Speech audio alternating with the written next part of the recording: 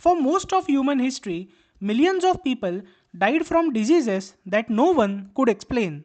Fever swept through cities, plagues emptied towns, wounds turned black and rotted, children died suddenly. Doctors spoke of bad air, imbalanced humus, divine punishment, or mysterious vapors rising from the earth. No one had ever seen the true cause of disease.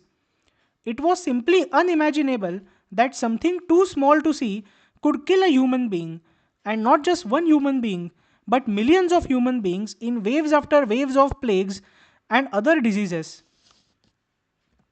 And then finally, one day in the 17th century, in the quiet Dutch city of Delft, a cloth merchant began polishing glass.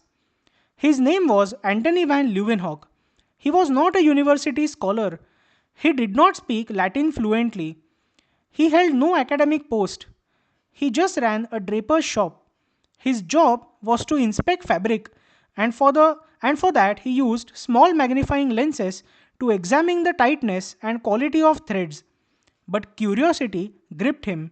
If a small lens could reveal hidden imperfections in cloth, what else might it reveal? At that time, magnifying devices already existed. Some scholars had multiple compound microscopes with multiple lenses, but they were crude and distorted.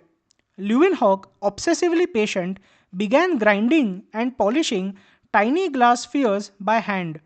He perfected a technique that no one fully understood even in his own lifetime. His microscopes were astonishingly simple, just a single small powerful lens mounted between brass plates with tiny screws to adjust the focus.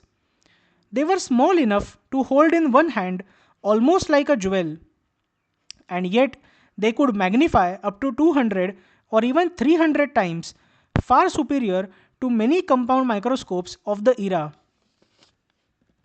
And then one day, he did something that no human being had ever done before. He looked at a drop of water, rainwater, pond water, water from canals. He expected to see perhaps small particles. Instead, he saw movement, tiny, wriggling creatures, swarming, swimming, and alive. He later wrote to the Royal Society in London describing what he saw. Very many little animalcules, very prettily moving. Animalcules, little animals. He was the first human being to witness bacteria and protozoa. The scientific world did not believe him. How could a tradesman, someone without any academic training, claim to have discovered an entirely new world? It sounded absurd. Invisible living creatures? In water? In the human mouth? In bodily fluids? So the Royal Society demanded verification. They asked other observers to confirm. They repeated his experiments. Slowly, reluctantly, they realized that he was not lying, not deluded or mistaken. The tiny beings were very much real. Leeuwenhoek continued experimenting. He examined plaque scrap from teeth and found it teeming with microorganisms. He observed blood and saw red blood cells clearly.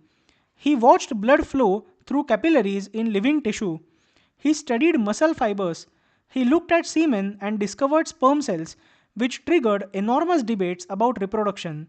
He examined mold, insects, and countless other samples. He wrote over 500 letters documenting his findings. He drew illustrated, detailed illustrations. He described shapes, spirals, rods, spheres. Today, we recognize them as bacteria. He had opened an invisible universe. The implications unfolded slowly. For centuries, humanity had blamed disease on miasmia, bad air, or divine will. Now there was a new possibility. Perhaps invisible living things were involved. Yet Leeuwenhoek himself did not fully formulate germ theory. Germ theory came much later, in the 19th century, through figures like Pasteur and Koch. But without Leeuwenhoek, germ theory would have been unimaginable. You cannot blame disease on microbes if you do not know that microbes exist. Modern medicine rests upon microscopic revelation, antibiotics, sterilization, vaccination, surgery without any infection, clean water systems, pasteurization of milk. All of it depends on the knowledge that unseen organisms can invade the body and cause illness. And for that, we have to thank Leeuwenhoek. In fact, the gut microbiome, the millions of microorganisms living in our intestines who digest our food, even that discovery can be linked to Leeuwenhoek. The cloth merchant did not cure disease directly, but he made it possible. The philosophical shock was enormous. Until that moment, reality was defined by what the eye could see. Now it became clear that life itself existed at scales far beyond human perception. The visible world was only a surface. Beneath it lay entire ecosystems, crowded, dynamic, and structured. This discovery challenged not only medicine but also theology and philosophy. If God had created life, He had created it not just in grand forms like humans, animals, or trees, but in minute beings invisible to all generations before. The universe suddenly seemed layered, hidden, deeper than scripture or tradition had described in detail. Some religious thinkers were fascinated. This was further proof of divine intricacy. Others were unsettled. How could such swarms of unseen creatures exist without prior notice in holy texts? Even more unsettling was the implication for human centrality. Humans were no longer alone in shaping their fate. Invisible life forms interacted with them constantly. They lived in the mouth, in the gut, in water, on surfaces, everywhere. The human body itself was not a sealed sovereign unit but an ecosystem. In fact, the theory of evolution also owes its thanks to Leeuwenhoek. Because of his discoveries, scientists later figured out that we have evolved from simple unicellular life from these same microorganisms.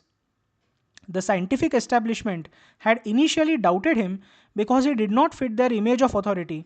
He was not a professor in Paris or Oxford, he was just a merchant. Yet, through patience and precision, he revealed something no scholar had ever seen. Galileo pointed a telescope outwards and showed humanity that the heavens were vast and Earth was not the center of the cosmos. Leeuwenhoek pointed a microscope inwards and showed that Earth and even a drop of water contained entire worlds within worlds. One expanded the universe upwards, and the other expanded it downwards. But both of them shattered human arrogance. Leeuwenhoek lived a long life. He never fully revealed his lens making techniques. After his death, many tried to replicate his methods and struggled. His tiny brass microscopes survive in museums, and yet through these small lenses, the first glimpses of bacteria were seen. Before him, death by infection was mysterious and inevitable. After him, it became a biological puzzle that could be studied, understood, and eventually controlled. And we did control it. Antibiotics is a result of Leeuwenhoek's discoveries. Reality is not limited by our senses. What we cannot see may be the most powerful force shaping our lives. Invisible organisms once killed millions. Today, invisible viruses can still reshape civilizations. And we only know this because one curious man polished glass and refused to stop looking. A cloth merchant, alone with a lens, quietly changed the trajectory of science, medicine, and human self understanding. He did not command any armies or lead any revolutions. He simply looked more closely than anyone before him. Thank you so much for listening and do subscribe to The Nerd.